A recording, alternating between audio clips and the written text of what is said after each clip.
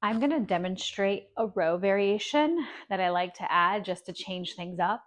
It uses the ground as a start-stop point, so it really requires you to have a nice tight core and also control over the row because you're going to have a dead stop each time. So we're going to eliminate momentum, right? So I've got a few things out here just to show you a few options. You can do it with a pair of kettlebells. Um, and then also dumbbells. So my pairing of kettlebells in my home gym only goes up to 22 pounds, which would probably be fairly easy for me. So that's why I'm going to show you both options just in case you don't have two of the same size kettlebells to complete this move with. Also, since we are starting and stopping on the ground, I have a plate out here to kind of bring the ground closer to you. And I'm going to show you a profile view along with a front on just so you can also see my legs because I'm going to have a pretty wide stance.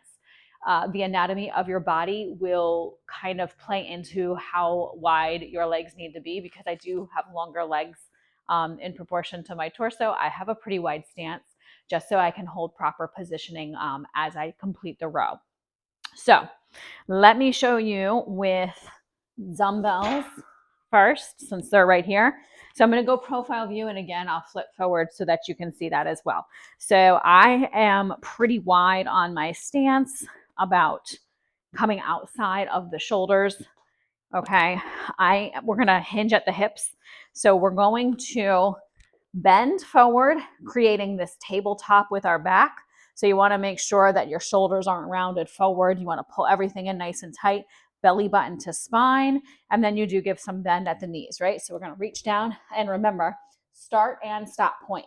So you're going to row one, put it down, and row the other, okay? And we're just going to alternate just like that. So that is it with dumbbells. Kettlebells look the same. Kettlebells, you probably won't need to bring the weight closer to you just because they sit higher off of the ground in general. So same thing, wide stance, and we're gonna row. I do feel like with the kettlebells, I have a little bit more room because I'm not bending down so far. So that plate option, if you feel a little squished, might be the way to go. So let me get that all over here so we can see that. And so I will go front on and then side. So wide stance, hinge at the hips, make sure my shoulders are locked in, grabbing my weights. This does give a little more space so that I'm not leaning down so far. Okay, and profile.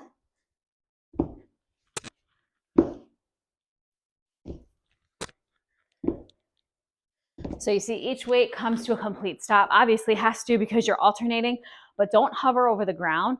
So you're going to pull that weight from a complete dead stop.